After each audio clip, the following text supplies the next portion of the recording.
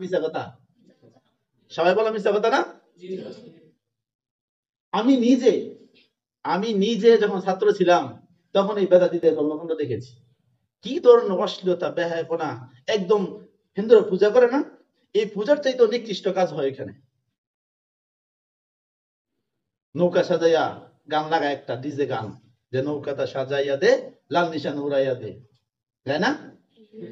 হ্যাঁ, আবার আবার গায়, পাগল শাহ বাবায় চাকরানি বানাই বানিয়া আমারে, গায় না এগুলা? পাগল শাহ বাবা হলে আরে চাকর বানাই, চাকর বানাইতো। আচ্ছা, বাবার চাকর হলে কোন কাম হইব? তোমরা বলো, বাবার চাকর হলে কোন কাজ হবে? গোলাম হতে হবে কার? আল্লাহর গোলাম হতে হবে, আল্লাহর গোলামি করতে হবে। এগুলা যে কথাগুলো বলে এই সমস্ত গানে গানে, এই সমস্ত কথাগুলোর মধ্যে অনেকগুলা বলতে শতকরা 95% কথাই শিরকি কথা, কথা ঠিক কিনা? এগুলো মানুষের ইমানকে নষ্ট করার জন্য। আলহামদুলিল্লাহ, বর্তমান জমানায় যারা যুবক রয়েছে, যারা সাধারণ মানুষ রয়েছে, শিক্ষিত সমাজ, এরা এখন এগুলো থেকে সতর্ক।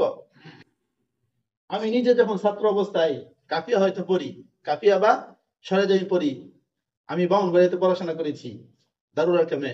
ওই বামুনবাড়িয়ার পাশেই কেল্লাসার মাজার, বামুনবাড়িয়াতে কেল্লাসার মাজার অবস্থিত, খড়মপুর। তো একদিন আমাদের ছাত্র ভাই এরা বললো যে, মাজেদ ভাই, ভবিষ্যতে তো ওয়াজ মাজ করবেন, লন আমরা একদিন মাজারটা ঘুরে দেখি রাত্রে বেলা, ওইখানে নাকি বিভিন্ন অশ্লীলতা হয়, নিজে স্বচক্ষে দেখা পরে আমরা ইনশাল্লাহ জাতির কাছে এগুলো পেশ করবো। আমি বললাম, ঠিক আছে, যেহেতু আজকে লেখাপড়ার চাপ কম, তোমরা কথাটা বলছো, যুক্তির বাইরে বলছো না, স্বচক্ষে দেখা দরকার আছে। একটা হলো শুনে শুনে বলা, আর একটা হলো নিজের চোখে দেখা বলা। তাই আমি বললাম, ঠিক আছে, তোমরা যদি যাও তাহলে আমিও যাবো। এরা এসে আমার কাছে আবদার করছে। তারপরে রাত্রে এসার খানা খাইয়া মাগরিব পরে লেখাপড়া করে খাবার দাবার, এসার আগে খাইলাই, খাবার দাবার খাইয়া এসার নামাজ পড়া, বাস 4-5 বন্ধু রওনা দিছি একসাথে, এক ক্লাসমেট রওনা দিছি গাড়িতে, ট্রেনে যাইয়া ওই আখাউড়া রেলওয়ে জংশন আছে না, ওইখানে গিয়ে নামছি। নামে ওইখান থেকে আবার অটো দিয়া রাতে 10টা-11টা বেজে গেছে, ওই খড়মপুর মাজারে গেছি। যে আমি স্বচক্ষে যেগুলা দেখছি মাজারের মধ্যে, রাই টু বিআই নাই যা, আমি নিজ চোখে দেখছি এগুলা।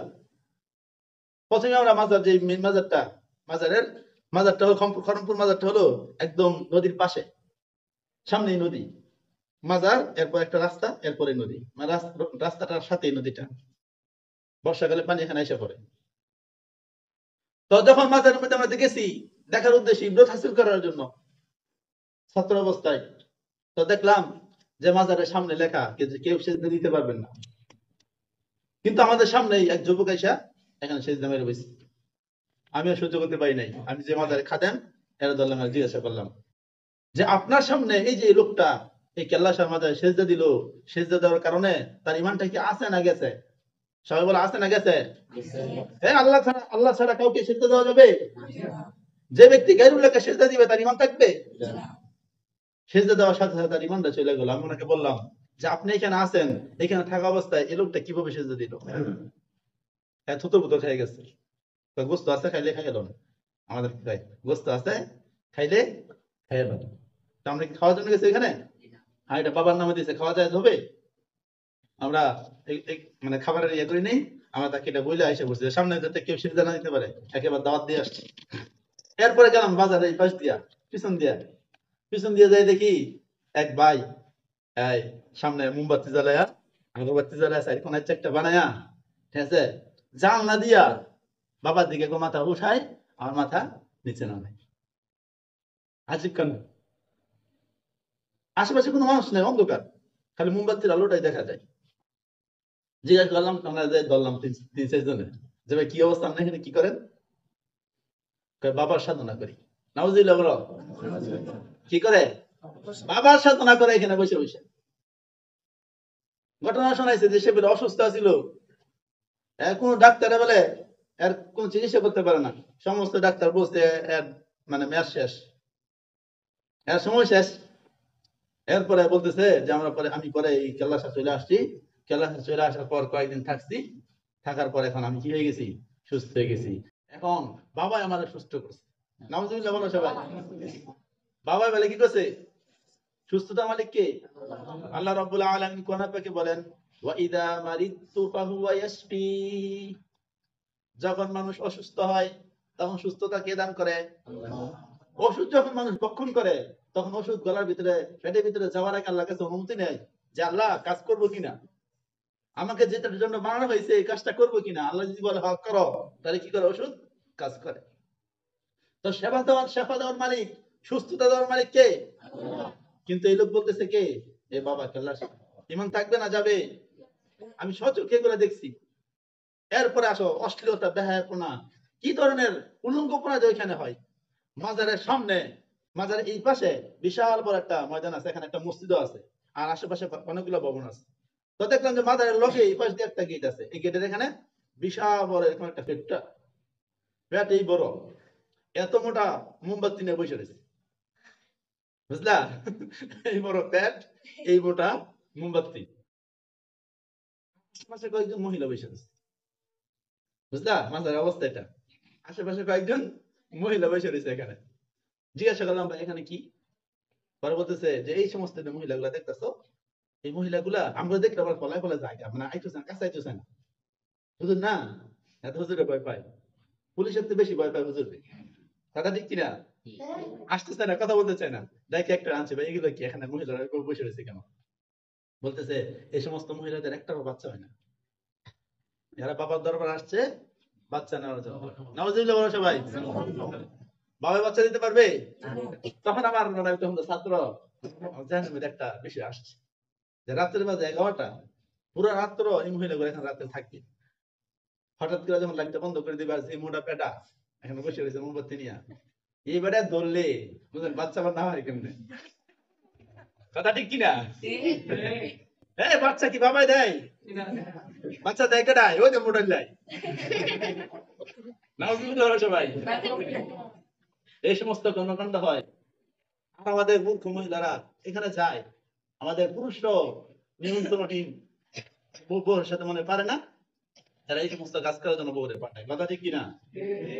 ওই দিন আরেকটা ভিডিও দেখলাম, ঢাকাতে, এটা ঢাকার মধ্যে এক মহিলার বাচ্চা হয় না। তো গোলাপ শাহ মাজার না কোন মাজার গেছে, বাবার কাছে বাচ্চা চাইতো। তো মাজারের মধ্যে এক লুচ্চা থাকে, বুঝলা? এই লুচ্চা জিজ্ঞাসা করতেছে যে আপা আপনি কেন আসছেন, মানে মাজারে খাদেন আর কি। পরে বলতেছে যে আমি তো আসছি, আমার বাচ্চা হয় না এই জন্য। তারপরে বলতেছে আজকে তো আর বাচ্চা দেওয়া যাবে না, আপনি অমুক দিন আইসেন, ঠিক আছে? অমুক দিন আইসে, আজকে বাচ্চার মানে সিরিয়াল শেষ, আপনি অমুক দিন আইসেন, ঠিক আছে? অমুক দিন অমুক জায়গার মধ্যে আপনি আসবেন, ইনশাআল্লাহ বাবার বরকতে কি হয়ে যাবে, বাচ্চা হয়ে যাবে। আচ্ছা, এরপরে অমুক দিন অমুক জায়গার মধ্যে বলছে একটা পার্কের নাম, যে পার্কের মধ্যে দিনে দুপুরে মানুষ যায় না, বুঝলা? এটা ধরা পড়ছে আমাদের একজন মানে হুজুর মিডিয়া আছে, এই হুজুরের সামনে। তা ও মহিলা বাচ্চা লাগবে, আসছে অমুক দিন অমুক জায়গার মধ্যে। তো এই মহিলাটা দইরা, হাতে দইরা ওই পার্কের ভিতরে লয়ে যেতেছে। এরই মধ্যে পড়ছে আমাদের এক মিডিয়ার সামনে, আমাদের কবিমাল সাহেব আলেম, ওনার মিডিয়ার সামনে পড়ছে। তো ওনায় সন্দেহ করছে, আরে হাবু তো বেশি একটা বাড়া দেখা যেতেছে না, যে ওনারা কালার এই লোকটা ধরছে, যে ভাই আপনি কে? পরে বলতেছে আমি ওনার স্বামী। পরে মহিলা জিজ্ঞাসা উনি কে? মহিলা বলতেছে স্বামী। ওনাকে সন্দেহ রাখছে, আচ্ছা ঠিক আছে স্বামী স্ত্রী আপনার, ঠিক আছে বলেন আপনার স্ত্রীর নাম কি? দুদিন আলাদা করছে, আলাদা করে বলতেছে বলেন আপনার স্ত্রীর নাম কি? নাম করতে জানবো, নাম জানবে না? তো বারে বারে সাইড দিতেছে, ভাই আপনার কি, আমি আমার স্ত্রীকে নিয়ে এখানে ঘুরতে আসছি, আপনি এখানে এসে ভেজাল করতেছেন, পাপ লেতেছে। উনি তো বুঝে লাইছে, নাম কইতে না, নাম কইছে উল্লা পাল্টা। পরে করতেছে বলেন আপনার শ্বশুর বাড়ি কোথায়? শ্বশুর বাড়িও কইতে পারে না, ঠিক আছে? পরে উনি যখন ভালো করে ধরছে, এই মাজার ওলাই, এই যে মাজারের খাদেম নামে এই বন্ডা লুচ্চা, এই মিডিয়ার সামনে থেকে দিছে দৌড়।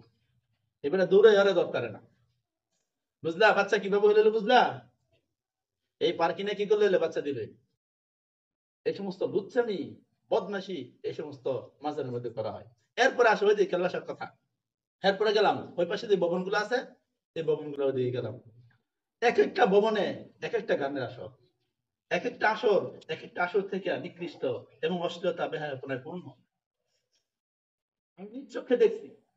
এক মহিলা গান গাইতেছে, রাত্রে বাজে তখন 11টা 12টা, মহিলা গান গাইতেছে আর কয়েকজন মহিলা সামনে বসে আছে, আর পিছনে কয়েকজন পুরুষ বসে আছে, যুবক বসে আছে। একটু আর আলোটা যেটা, আলোটা তো মানে প্রখর আলো না, মিটমিট করে জ্বলে, বুঝলা? এখন তোমরা বলো রাত্রের বাজে 12টা, এই 12টার সময় এই সমস্ত মহিলাগুলো সামনে রেখা পুরুষেরা গান শুনে, কি বলো তোমরা? কি কি মনে হয় তোমাদের? অশ্লীলতা ব্যবহার হয় না? আমি নিজে দেখছি তাদের কাপড় চাপড় ভিজা, এক মহিলা উঠে গেছে আমাদের সামনে দিয়া, আমি নিজে দেখছি তার কাপড় ভিজা। এখানে বৃষ্টি হয়েছে নাকি? এই গানের আসলে বৃষ্টি হয়েছে এই জন্য কাপড় ভিজা, বুঝলে নাই? হয়তো প্রস্তাব করে দিছে, নয়তো অন্য কিছু হয়েছে। কথা ঠিক কিনা? তো এই সমস্ত অশ্লীলতা বেহায়াপনা হয়ে থাকে এই সমস্ত মাজারের মধ্যে। এই সমস্ত পুরুষের নামে, মাজারের পুরুষের নামে, পবিত্র মিলাদ মাহফিলের নামে তারা এই সমস্ত অপবিত্র, এই সমস্ত পচাগান্দা, অশ্লীল অশ্লীল বেহায়াপনা কাজ করে থাকে। কথা ঠিক কিনা? এই যে আমি একটা এখন আপনাদের সামনে কিঞ্চিত একটা চিত্র তুলে ধরলাম। এখন আসে আমাদের যে মেইন আলোচনা, যে আজকের আলোচনা বেদাতের ভয়াবহতা, বেদাত করলে কি ক্ষতি হবে, এই সমস্ত বেদাতি কর্মকাণ্ড আরো যত কিছু আছে কোরআন এবং হাদিসের বাহিরে, আরো যত বন্ডামি আছে, সবগুলোই এই বেদাতের অন্তর্ভুক্ত হবে। কথা ঠিক কিনা? তো এই ক্ষেত্রে আমি তোমাদেরকে বুখারী শরীফের কয়েকটা হাদিস শোনাবো, আবু দাউদ শরীফের কয়েকটা হাদিস শোনাবো। আমি যে আয়াতটি তেলাওয়াত করেছি সূরাতুন নূর এর 63 নম্বর, আল্লাহ রাব্বুল আলামিন বলেন, فَلْيَحْذَرِ الَّذِينَ يُخَالِفُونَ عَنْ أَمْرِهِ أَنْ تُصِيبَهُمْ فِتْنَةٌ أَوْ يُصِيبَهُمْ عَذَابٌ أَلِيمٌ। যারা আল্লাহ এবং তার রাসূলের আদেশের বিরোধিতা করে, আল্লাহ এবং তার রাসূলের আদেশের বাহিরে যে কাজকর্ম করে, তারা যেন দুনিয়াতে বিভিন্ন ধরনের ফিতনা ফাসাদ বালা মুসিবত আসার ব্যাপারে ভয় থাকে, এবং কিয়ামতে তাদের মরার পরে তাদের জন্য রয়েছে পীড়াদায়ক কঠিন শাস্তি। সূরাতুন নূর আয়াত নম্বর 63। তো যারা আল্লাহ এবং তার রাসূলের বাইরে গিয়ে কাজকর্ম করবে, তারা দুনিয়াতে বিভিন্ন ধরনের ফিতনা ফাসাদের মধ্যে পড়বে, বিভিন্ন ধরনের বিপদ আপদের মধ্যে পড়বে, এবং মরার পরে কবরে হাসরে জাহান্নামে তাদের জন্য পীড়াদায়ক শাস্তি থাকবে। বুখারী শরীফ 7013 নম্বর হাদিস। যারা বেদাতি কর্মকাণ্ড করবে, যারা বেদাতি কর্মকাণ্ডের সাথে সম্পৃক্ত থাকবে, এক হলো বেদাতি কর্মকাণ্ড নিজে করা, সবাই বলো, এক হলো বেদাতি কর্মকাণ্ড নিজে করা, দ্বিতীয় হলো বেদাতি কর্মকাণ্ডকে সাহায্য করা। এটা কিভাবে হতে পারে? সাহায্যটা এভাবে হতে পারে যে সে বেদাতি কর্মকাণ্ড করার জন্য জায়গা দিছে, অথবা টাকা দিছে, অথবা তাকে পরামর্শ দিয়া বুদ্ধি দিয়া সাহায্য করতেছে, নতুবা তাকে গাইডলাইন দিতেছে। এইভাবে বেদাতি কর্মকাণ্ডের সাহায্য করা হয়, আশ্রয় দেওয়া হয়। তো বলো, যারা বেদাতি কর্মকাণ্ড নিজে করবে, বলো সবাই আমার সাথে বলো, যারা বেদাতি কর্মকাণ্ড নিজে করবে অথবা বেদাতি কর্মকাণ্ডকে প্রশ্রয় দিবে, তাদের উপর আল্লাহ তাআলা লানত, ফেরেশতাদের লানত, সমস্ত মানুষের লানত, তাদের ফরজ ফরজ ইবাদত, নফল ইবাদত কোনো কিছু আল্লাহ তাআলার দরবারে কবুল হবে না। বুখারী শরীফ হাদিস নম্বর 7013 নম্বর হাদিস। আল্লাহ নবী সাল্লাল্লাহু আলাইহি ওয়াসাল্লাম বলেন, মান আহদাসা ফিহা হাদাসান আও আ'ওয়া মুহদিসান ফালানাতুল্লাহি আলাইহি ওয়াল মালাইকাতি ওয়ান নাসি আজমাইন।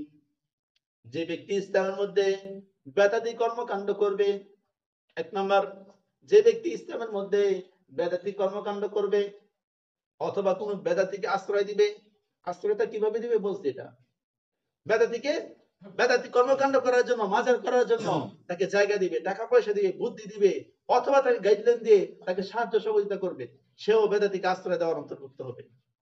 তাহলে যে ব্যক্তি বেদাতি কর্মকাণ্ড করবে এবং বেদাতিকে আশ্রয় প্রশ্রয় দিবে, তার উপর ফালানাতুল্লাহি আলাইহি ওয়াল মালাইকাতি ওয়ান নাসি আজমাইন, তার উপর আল্লাহ তাআলার লানত, সমস্ত ফেরেশতাদের লানত এবং সমস্ত মানুষের লানত।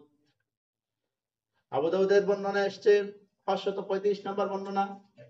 আল্লাহ নবী সাল্লাল্লাহু আলাইহি ওয়াসাল্লাম বলেন, লা ইউকবালু মিনহু সরফুন ওয়ালা আদলুন, যে ব্যক্তি বেদাতি কর্মকাণ্ড করবে তার কোনো ফরজ ইবাদত কবুল করা হবে না, তার কোনো নফল ইবাদত কবুল করা হবে না, সে নামাজ পড়লে নামাজ হবে না, সে রোজা রাখলে রোজা হবে না।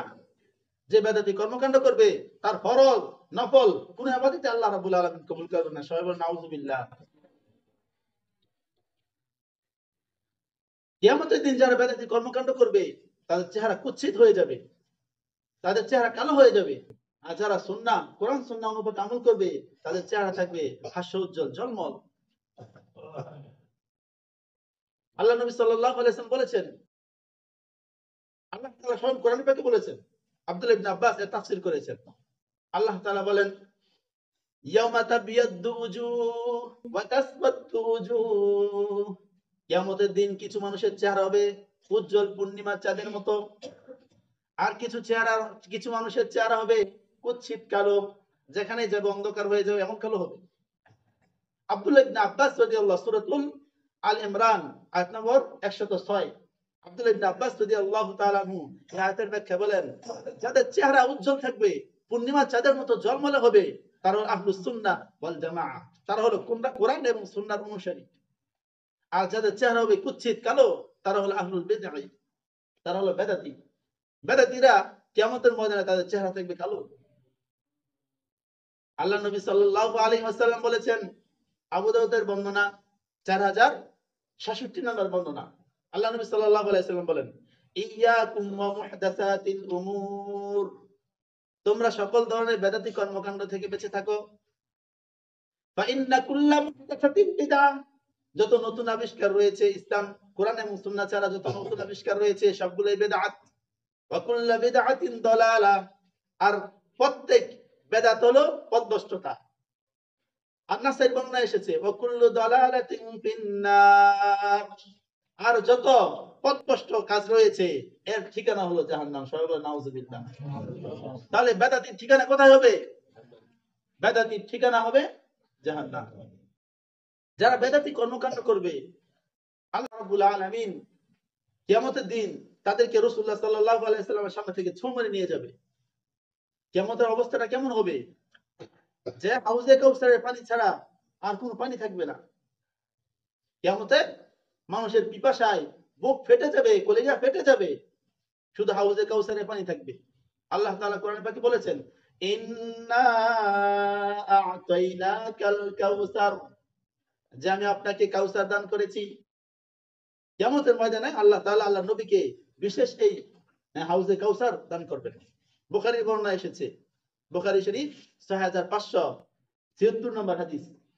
আল্লাহ নবী সাল্লাল্লাহু আলাইহি ওয়াসাল্লাম বলেছেন যে হাউজে কাউসারের মধ্যে আমি আমার এই পিপাসার্ত উম্মতকে পানি পান করানোর জন্য আমি হাউজে কাউসারে যাব।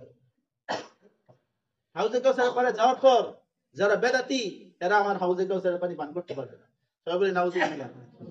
তাহলে যারা বেদাতি কর্মকাণ্ড করবে এই মাজারের সাথে এরকম ভাবে পুরুষ আরো যে সমস্ত জিনিস রয়েছে কোন হাদিসে নাই, এই সমস্ত কাজের সাথে যারা জড়িত থাকবে তারা কিয়ামতের দিন হাউজে কাউসারের পানি পান করতে পারবে না। হাউজে কাউসারের পানি বর্ণনা কি? হাউজে কাউসারের পানিটা হবে এরকম, যে ব্যক্তি একবার হাউজে কাউসারের পানি পান করবে সে জান্নাতে যাওয়ার আগ পর্যন্ত আর কোনোদিন পিপাসা লাগবে না। সুবহানাল্লাহ সবাই।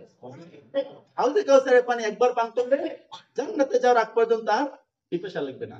এই বেদাতিরা এই হাউজে কাউসারের পানি পান করতে পারবে না। নবী সাল্লাল্লাহু আলাইহি ওয়াসাল্লাম বলেন, আনা ফারাতুকুম আলাল হাউজ, কিয়ামতের দিন আমি হাউজে কাউসারের পারে যাব আমার গুনাহগার উম্মতকে পানি পান করানোর জন্য। তারকারাজির মতো, তারকারাজির যে সংখ্যা, হ্যাঁ এই পরিমাণ পানপাত্র থাকবে, জিলিয়ন বিলিয়ন অক্ট্রিলিয়ন পরিমাণ পানপাত্র থাকবে, গণনা করে শেষ করা যাবে না, এত পানপাত্র থাকবে। আল্লাহ নবী নিজ হাতে উম্মতকে পানি পান করাবেন। যে ব্যক্তি এক গ্লাস পানি পান করবে জান্নাতে প্রবেশ করার আগ পর্যন্ত তার আর পিপাসা লাগবে না। আল্লাহ নবী সাল্লাল্লাহু আলাইহি ওয়াসাল্লাম বলেন, লা ইরফা'আন্না রিজালুম মিনকুম, এরপরে তোমাদের মধ্য থেকে একটা দল আসবে আমার কাছে পানি পান করার জন্য। এক বর্ণায় এসেছে আমি তাদেরকে চিনি, তারাও আমাকে চিনে। যখন তারা পানি পান করার জন্য আসবে আমি যখন তাদেরকে পানি দিব তখন তাদেরকে আমার সামনে থেকে ছোঁ মেরে টান মেরে নিয়ে যাওয়া হবে। তখন আমি বলবো আসহাবি উম্মতি ওয়া ফি রিওয়ায়াতিন উম্মতি, তখন আমি আল্লাহ তাআলাকে ডেকে বলবো, হে আল্লাহ এরা তো আমার উম্মত, উম্মতি উম্মতি আমার উম্মত। তখন আল্লাহ তাআলা বলবেন, ইন্নাকা লা তাদরি মা আহদাসু বা'দাক, যে নবী আপনি তাদেরকে উম্মত বলে দাবি করতেছেন, আপনি জানেন না আপনি যখন দুনিয়া থেকে চলে আসছেন, দুনিয়া থেকে চলে আসার পর তারা কি কি কর্মকাণ্ড করেছে এটা আপনি জানেন না। তারা আপনি চলে আসার পর বিভিন্ন ধরনের বেদাতি কর্মকাণ্ড করেছে, এই জন্য তাদেরকে আজকে পানি পান করাতে দেওয়া হয়নি। বুখারী শরীফে আরেক বর্ণনা আসছে ৭০৫০ নম্বর বর্ণনা, আল্লাহ নবী সাল্লাল্লাহু আলাইহি ওয়াসাল্লাম একটু আগে বলছে যে আমার উম্মত আমার উম্মত, এখন আল্লাহ নবী সাল্লাল্লাহু আলাইহি ওয়াসাল্লাম বলতেছেন সুহকান সুহকান লিমান গায়্যারা দীনি, সুহকান সুহকান লিমান বাদদালা বা'দি। দুইটা বর্ণনা আসছে যে দূর হয়ে যাও, দূর হয়ে যাও, আমি চলে আসার পর যারা আমার ইসলামকে আমার দ্বীনকে পরিবর্তন করেছো, আমার দ্বীনের মধ্যে যা নাই এগুলো ঘটিয়েছো, তোমরা আমার সামনে থেকে দূর হয়ে যাও, যাও, তোমাদেরকে আমি দেখতেও চাই না। একটু আগে নবী সাল্লাল্লাহু আলাইহি ওয়াসাল্লাম উম্মত উম্মত বলে ডাক দিয়েছেন, যখন শুনেছেন যারা বেদাতি কর্মকাণ্ড করেছে, তখনই আল্লাহ রাসূল সাল্লাল্লাহু আলাইহি ওয়াসাল্লাম তাদেরকে বলে দিয়েছেন সুহকান সুহকান, দূর হয়ে যাও, দূর হয়ে যাও, তোমাদের চেহারা আমি দেখতে চাই না। এজন্য বাইরে আমার বন্ধুরা আমার, মানতে হবে কি বলেন, কোরআন এবং সুন্নাহ, কোরআন এবং হাদিস আমাদেরকে মানতে হবে। যতটুকু ইবাদত করি যদি কোরআন হাদিস অনুপাতে হয়, এটা একটা ফল পাওয়া যাবে, এটা ঠিক কিনা? কোরআন হাদিসের বাইরে হলে কোনো ফল পাওয়া যাবে না। এখন বর্তমানে একটা বেদাতি কর্মকাণ্ড বের হইতেছে, চালু হইতেছে। আল্লাহ নবী সাল্লাল্লাহু আলাইহি ওয়াসাল্লাম বলেছেন, বনি ইসরাইল ৭২ দলে বিভক্ত ছিল, আমার উম্মত ৭৩ দলে বিভক্ত হবে। একটা দল জান্নাতে যাবে, আর বাকি যেগুলো রয়েছে সবগুলোর ঠিকানা হবে জাহান্নাম। এই ৭৩টা দল বের হবে। এই ৭৩টা দল কারা হবে? একটা দল থাকবে, আল্লাহ নবী আরেক হাদিসে বলেছেন যে কিয়ামত পর্যন্ত একটা দল থাকবে যারা কোরআন এবং সুন্নাহের সঠিক ব্যাখ্যা মানবে, কোরআন হাদিসের বাইরে কোনো কিছু মানবে না। এটা হলো আহলুস সুন্নাহ ওয়াল জামাআহ। এর বাইরে যারা রয়েছে বিভিন্ন নেতাকে অনুসরণ করে, বিভিন্ন বিভিন্ন ধরনের, হ্যাঁ, মাজারকে কেন্দ্র করে, এটাকে কেন্দ্র করে, ওইটাকে কেন্দ্র করে যারা কোরআন হাদিসের বাইরে কাজ করবে, তারাই হবে এই ৭৩ দলের অন্তর্ভুক্ত। কথা ঠিক কিনা? একটা নতুন একটা দল বের হয়েছে, সতর্কতার জন্য বলে দিই, তাদের সাথে আমাদের কোনো শত্রুতা নাই। সাত পার্টি নামে, সাত গ্রুপ নামে, কথা ঠিক কিনা? এরা নতুন বেদাতি দল। শাসকের সাথে আমাদের কোনো শত্রুতা আছে? তার সাথে আমাদের কোনো শত্রুতা নাই। শাসককে আমরা অনুসরণ করি না কেন? কারণ শাসক কোরআন এবং সুন্নাহের বিরুদ্ধে কথা বলেছে। উলামায়ে দেওবন্দ, উলামায়ে কেরাম নিজের জীবনে রক্ত থাকতে, নিজের দমনিতে এক ফোঁটা রক্ত বাকি থাকতে কোনোদিন কোরআন হাদিসের বিরুদ্ধে কথা মেনে নেবে না। শাসক কোরআন হাদিসের বিরুদ্ধে কথা বলার কারণে উলামায়ে কেরামকে বাধ্য করেছে তার বিরুদ্ধে কথা বলার জন্য। এটা একটা বেদাতি গ্রুপ। এখন মুসলিমের এক হাদিস, আল্লাহ নবী সাল্লাল্লাহু আলাইহি ওয়াসাল্লাম একটা এটা বলেই শেষ করে দিব। আল্লাহ নবী সাল্লাল্লাহু আলাইহি ওয়াসাল্লাম এক জামাত পাঠাইছেন, যাওয়ার সময় জামাতে আমির এবং মামুদেরকে বলে দিয়েছেন যে এই যে ওনাকে তোমাদের আমির নির্ধারণ করা হয়েছে, এই আমিরকে তোমরা মানবে, আমিরের কথা অনুসরণ করবে। সফরে যাওয়ার পর, সংক্ষিপ্ত করলাম আমি, সফরে যাওয়ার পর ওই আমিরের মাথা মধ্যে উঠছে রাগ, মাথা গরম হয়ে গেছে।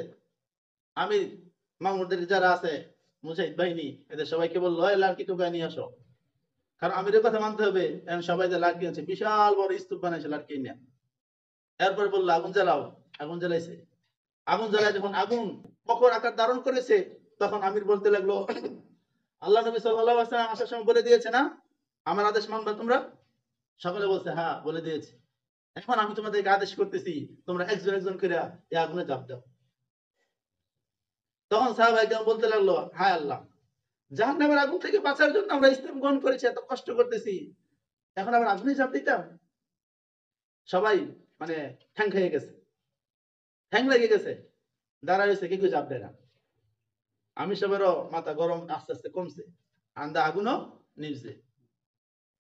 এরপরে যখন মদিনার মধ্যে ফিরে আসছে, তখন আল্লাহ নবীকে ঘটনা শোনাইছে যে ইয়া রাসূলুল্লাহ, এই ঘটনা হয়েছে, আমির আমাদেরকে বলেছে আগুনে ঝাঁপ দেওয়ার জন্য, আমরা আগুনে ঝাঁপ দেই নাই, আমরা কি অন্যায় করছি? আল্লাহ নবী সাল্লাল্লাহু আলাইহি ওয়াসাল্লাম বললেন যে তোমরা যদি আমিরের কথা অনুসরণ করে নিজেরা আগুনে ঝাঁপ দিতা, তাহলে এটা আত্মহত্যার নামান্তর হতো, তাহলে তোমরা কিয়ামত পর্যন্ত এই আগুনের মধ্যেই জ্বলতা। কথা ঠিক কিনা? এটা আমিরের নাফরমানি হয় নাই, আমিরকে অমান্য করা হয় নাই। আল্লাহ নবী সাল্লাল্লাহু আলাইহি ওয়াসাল্লাম পরে বলে দিয়েছেন, লা তাআতা লি মাখলুক ফি মাসিয়াতিল্লাহ, আল্লাহ তাআলার বিরুদ্ধে গিয়ে আল্লাহ তাআলার নাফরমানি করে কোনো মানুষের অনুসরণ করা যাবে না। আল্লাহ তাআলার হুকুমকে প্রথমে মানতে হবে। নবীরা মাসুম, এটা আমাদের আকীদা। কিন্তু সাথে সাথে নবীদের ব্যাপারে কথা বলেছে। আরো অনেক বিষয় আছে, এগুলো বলে শেষ করা যাবে না। একটা দুইটা না, একবার আর দুইবার না। এই জন্য ওলামায়ে কেরাম সাদ সাহেবকে বয়কট করেছে। এই জন্য যারা এখন সাদ সাহেবের অনুসরণ করবে তারা হোক বেদাতি দল, বেদি হবে তার কথা ঠিক কিনা? যারা নি মুসলমানদের রক্ত ঝরায় আমিরের কথা মানার জন্য, এরা কোনদিন মুসলমান হতে পারে? কোরআনের মধ্যে এসেছে যে ব্যক্তি একজন মানুষকে জীবিত করলো, বাঁচালো, সে পুরো জাতিকে বাঁচালো।